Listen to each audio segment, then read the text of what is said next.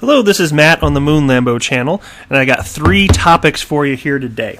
First of all, I want to talk a little bit about how XRP actually is being used today. I'd like to remind you of that, and I think it's fair to do this from time to time because the price of XRP more or less has been stagnant for some time, and I know that some people are getting frustrated. It comes down to how much patience we have, right, when it comes to crypto, right? We all got a point where we're like, oh my God, is this ever going to go anywhere? For me, I'm not concerned at all. I'm a very long-term guy, but I can just see the sentiment being pretty ingrained in the XRP community. To be honest, even more so as an observer than a participant, although I do participate. I can see it, and people are like, and especially when Bitcoin has gone from a low of close to 3,000 all the way up to now it's approaching 6,000. Then XRP is still around 30 cents as of today. So I'm going to talk a little bit about that. I also want to talk about Binance. You probably have heard they were hacked and lost about $40 million worth of Bitcoin. Going to talk about not that specifically, but CZ's response to that, the founder of Binance, his response to that hack and what he wanted to do, and how I think that it shows Bitcoin is a little bit decentralized. So we'll get into that. And then I'm going to end the video by talking just briefly about a development with R3's Corda platform, which has the option to settle using XRP also. So let's get into this. This is Hodor's blog. This is a new one from today, May 8th. And he titled this one, Coil Beats the Drum of Utility. And there's a couple pieces, and this whole thing is just fantastic, as always. So that's not a surprise, but there's 2 pieces in this that I would like to cite for you. Because Coil does use XRP today, right now. It's being used right now. And so that's why when I was laying out the video here, the content that I was about to spew out here, I think in terms of adoption, of course, like I said, patience, but what's going to lead to an increase in price for XRP? And again, not financial advice. I am just your regular Joe Schmo participating in the XRP community, not pretending to be an expert on this. Just my 2 cents on this.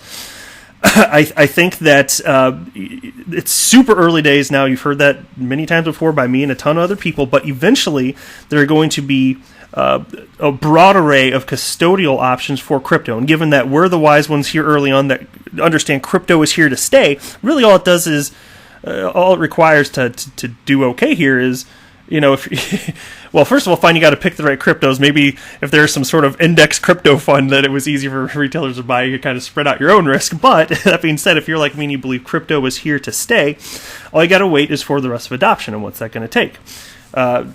Well, we're going to have to prove which cryptos are actually being used, utility here, right? So then as custodial options become available, as more and more people get interested in considering investing in a new asset class, they are going to analyze all this. They're going to think about all of these things. And so the fact that this type of infrastructure is being laid down right now is super exciting to me. And Hodor is writing about how Coil uses XRP, and I'm just going to read a little bit of his blog right here. So he titled this section, How Coil Uses XRP. As an XRP holder, you may be skeptical of this development, Coil using XRP, but you shouldn't be. On the back end, Coil takes subscription fees currently set at $5 per month and converts it into XRP. It then takes this XRP and pays it out to Coil-enabled websites and also authors on its own platform as a reward for attracting views from Coil subscribers. So the more in demand your content, the more money in the form of XRPs you will receive.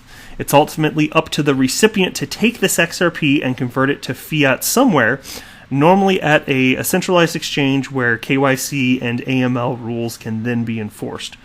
This cycle is a beautiful way to change the internet itself and to prompt the creation of many new hobbyist websites that are Coil-enabled.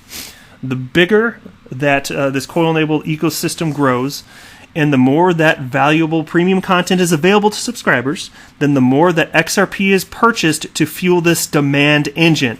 Bam! Well said, Hodor. I love that. Absolutely well articulated. I appreciate the content you put out here. And, I'll just mention it was kind of funny, and you can read through to get his full thoughts on this, but he actually, it was a one-and-done type thing, but he put out a blog, his last blog, you actually had to be a subscriber of Coil to read it. And he explained out here why he's not going to do that again. But there's another model which Coil's proposing where you have what is in theory 100% free content, so you're pretty much getting the full deal. But they say maybe add another 20% content that's supplementary, that isn't required to get the full story. It's not like if you go to the New York Times and you start reading an article and they're like, oh, paywall, I can't finish the article. It's more like, okay, the article's complete, here's some supplementary content. That's what Coil is pushing for. And it seems like a smart approach, so let's see if that catches on. I certainly think there's an opportunity for that. But, out of other, and it's not just that, in my personal life, like the content providers I follow, even outside of crypto, there are some outside of crypto, other topics, where you can pretty much get the full deal, but they do have extra content if you subscribe. Even YouTubers that I follow, there are a couple that do that. And so this is conceptually the same thing, but it's with Coil and it's using XRP. And the other instance of XRP adoption I wanted to point out, which is discussed in this blog, let me just finish scrolling down here, in case you guys hadn't heard, and I don't think I probably may have, I don't think I mentioned this on my channel yet here. But this came from Bank XRP on Twitter, and I don't remember how to pronounce this person's name, but her name is Marjan Delatine. Oh man, I'm butchering that. I know I am. Sorry, Marjan Delatine. But anyway, so she's with Ripple, and where's the quote from her? Well, here, I'll just read the tweet here because it in part quotes her. Blockchain, the future of payments at the Paris Blockchain Week Summit. XRP, which is a product that is live. Check this out. We do have 10 financial institutions that are actively using our product, and the volume is increasing every day. There you go. Real world adoption. And so just don't forget about the way the XRP ecosystem works here. It's not just that it gets used and then there's this huge price boost in XRP, because the value of XRP is what the free market, the open market on exchanges decides it is actually worth. So understand that the way this ecosystem works is that over time, as people continue to build on this, over time, yes, fine, price will be stagnant at times, especially since it's early days and people don't know what the heck they're doing in crypto by and large, especially when it comes to investing. But just understand that by and large, as the network effect grows, as it becomes more and more valuable, people are going to spot that, then they're going to be like, oh, institutions need to use this, they are going to buy it. That is how this is set up to function. That just is the case. You can argue whether or not you believe it's going to work. I believe it is going to work. But that is how it's actually set up. So it's not that price drives utility, it's more like utility, if seen, will drive price long term. And so I think some people view it a little bit backwards, and that's why I wanted to clarify that again, and I will do that from time to time because it's good to be reminded of that. Next, this piece from CoinDesk. Binance considered pushing for Bitcoin rollback following $40 million hack. So you guys may have heard this story from the other day. Binance was hacked for $40 million roughly worth of Bitcoin, and then CZ tweeted this out.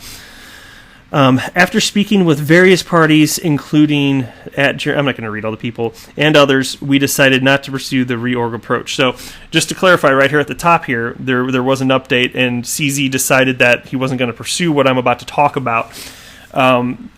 Presumably in large part due to the optics of this, but it doesn't matter because it highlighted what you can do with the concentrated pool of miners on the Bitcoin, in quotation marks, decentralized cryptocurrency platform. So here's how the piece starts out. I just want to read a little bit at the top here.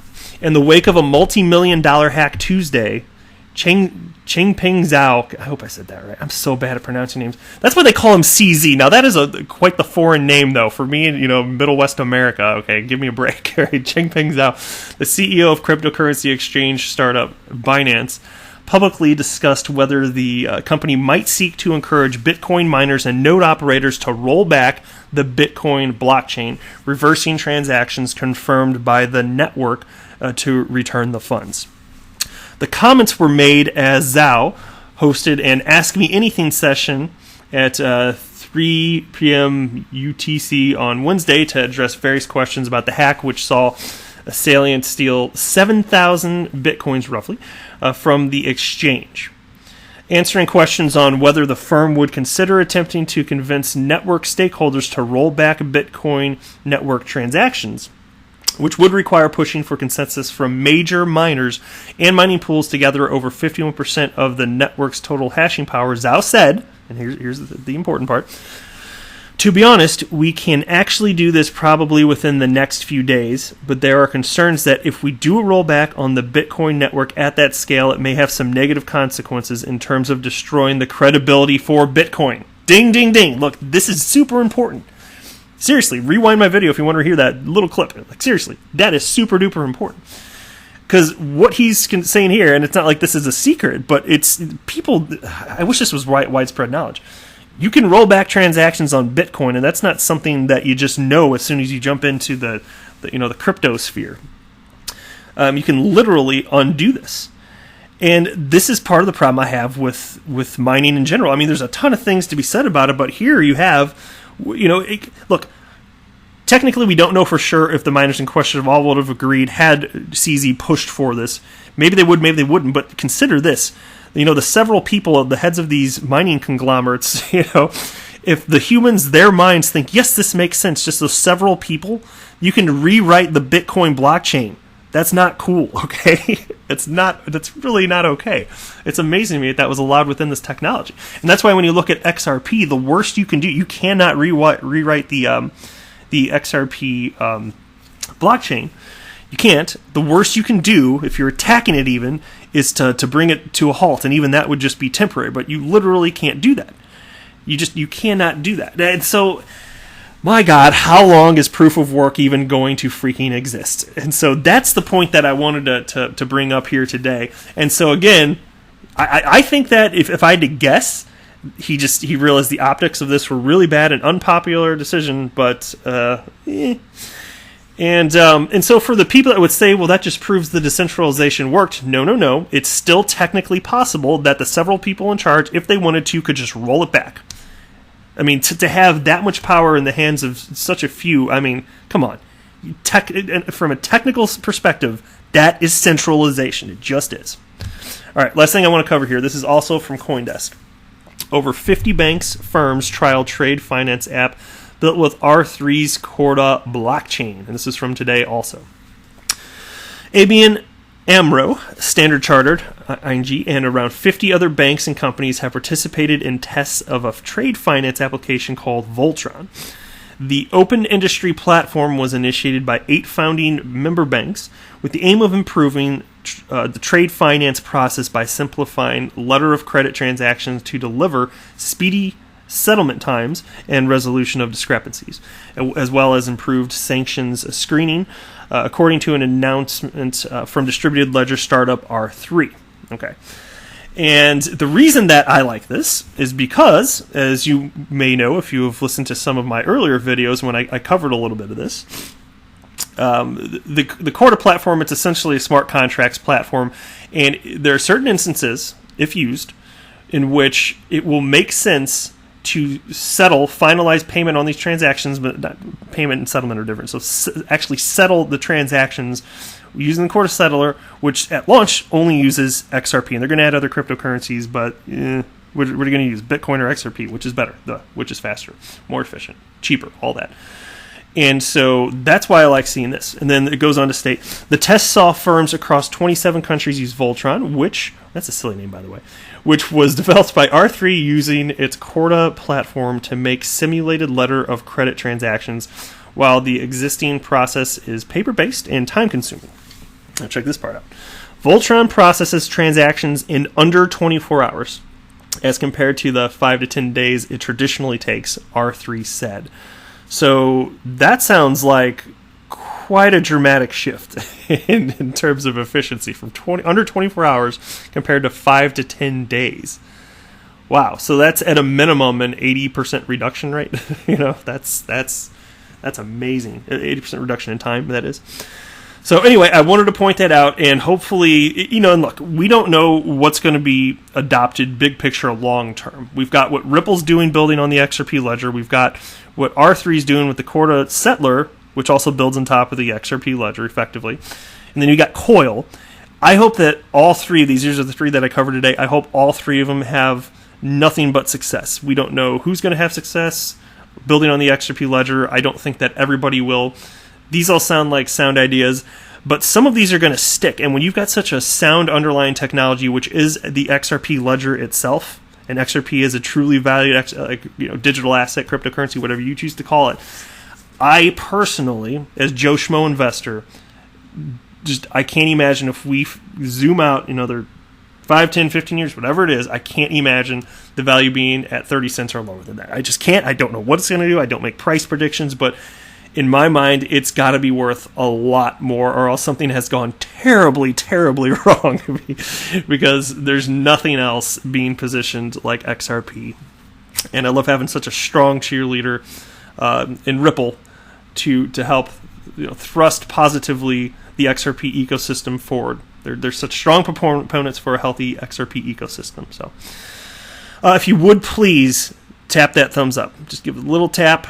And I would definitely really appreciate it if you'd consider subscribing if you haven't yet. It's hard to get a little YouTube channel going. I've only been at it less than 5 months now, and it is hard to get traction. So just know that if you are willing to give me a shot and hit the thumbs up, and especially if you subscribe, just know that I genuinely appreciate it. And for all of you out there listening that already have, from the bottom of my heart, thank you so much. I really do appreciate it. That's all I got for you today.